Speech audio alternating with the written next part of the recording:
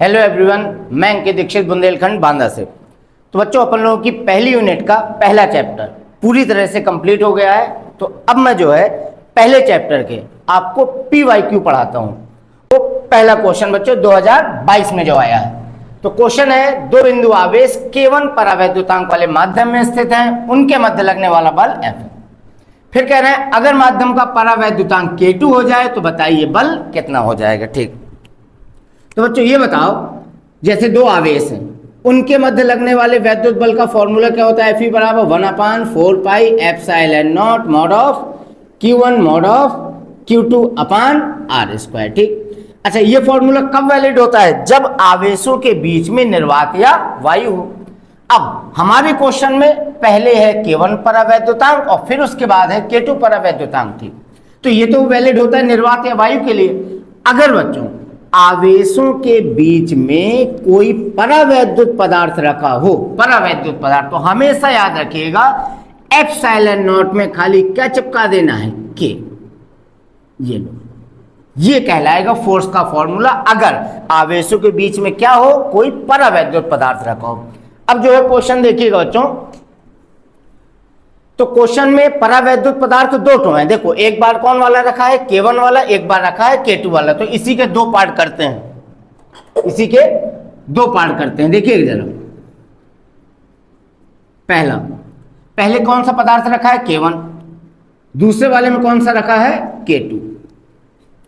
तो जब जो है बच्चों परावैद्युतांक K1 है तो बल कितना है? F1। तो बल की जगह आपने कहा रखा F, 1/4 पाई K की जगह K1 epsilon not mod of Q1 mod of Q2 upon R square. अच्छा, अब कह रहा है अगर माध्यम का परावैद्युतांक K2 हो जाए तो बताइए बल कितना हो जाएगा। तो जब परावैद्युतांक कितना हो गया? K2, तो बल देखते हैं कितना हो जाएगा। तो मान लो बल हो गया F डैश बराबर 1/4 पाई और K की जगह K2 एप्सिलॉन नॉट और आवेश वही है mod of Q1 mod of Q2 upon R square. इसको मैंने नाम दे दिया इक्वेशन नंबर फर्स्ट और इसको नाम दे दिया मैंने इक्वेशन नंबर सेकेंड। अब वो हमसे कह रहे थे कि जब K2 रख दो तो बताइए बल कितना हो जाएगा। दोनों इक्वेशन को डिवाइड कर दो, तो equation first divided by equation second, समीकरण 1 और 2 का भाग कर देना है। तो ये है हमारा F और ये है हमारा F डैश। F का मान है 1/4 पाई K1 epsilon not mod of Q1 mod of Q2 upon R square और यहाँ हो जाएगा 1/4 पाई K2 epsilon not mod of Q1 mod of Q2 upon R square. ये दोनों cancel, 1/4 pi epsilon not 1/4 pi epsilon not, ये cancel. ठीक, तो क्या बचा? 1 2 3 4। तो ये जो आएगा बच्चों चौथे नंबर वाला, ये सबसे ऊपर पहुंचेगा।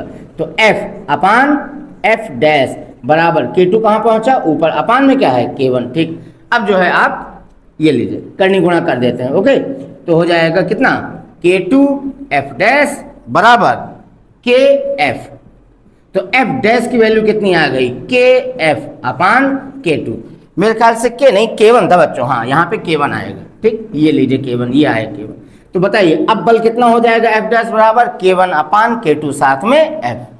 ठीक है बच्चों, नोट कर लीजिए इसको। अब देखते हैं दूसरा क्वेश्चन। तो बच्चों ये रहा अपना दूसरा क्वेश्चन और ये बोर्ड में आया 2015 में। तो चलिए इसको समझते हैं।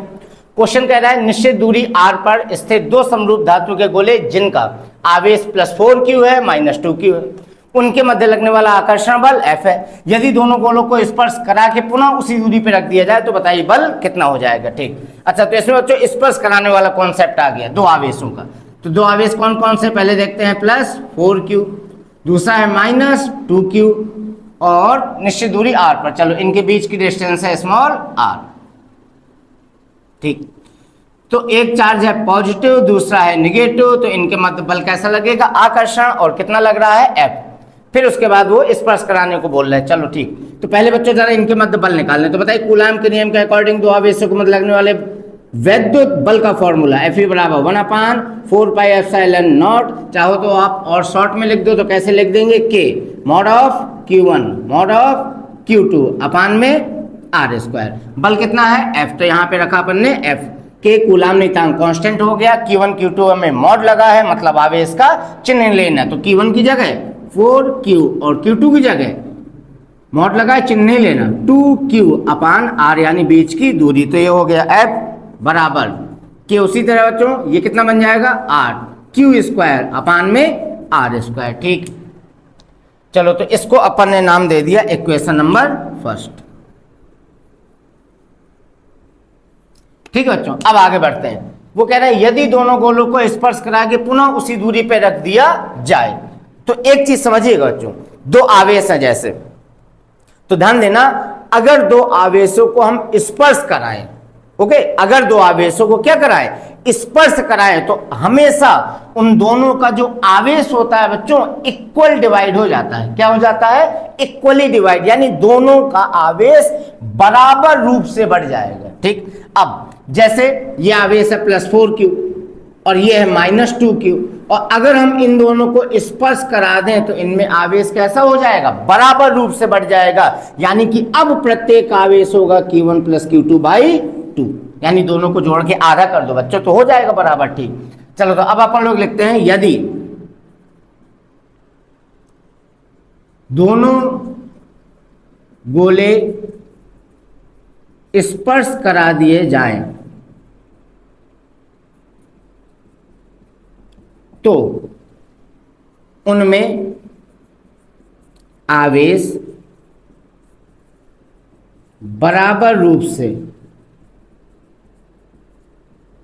बट जाएगा, अतः प्रत्येक का आवेश, दोनों में से जो आवेश होंगे दोनों, तो प्रत्येक आवेश कितना हो जाएगा बच्चों? q1 + q2/2। चलो q1 का मान कितना है? 4q, q2 का मान 2q, वो भी माइनस का, यहाँ बच्चों मॉड थोड़ा लगा है, हमें चिन्ह के साथ लेना है। ठीक, 4q - 2q, ठीक है भैया, तो 4q - 2q, तो यहाँ पे अपने पास बच जाएगा ऊपर कितना? 2q/2। अब ये दोनों कैंसिल, कितना बचा? q। तो अब प्रत्येक का आवेश कितना हो जाएगा बच्चों? q।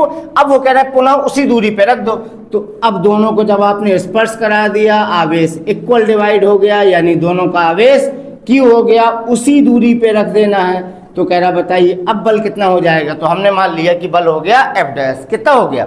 F'।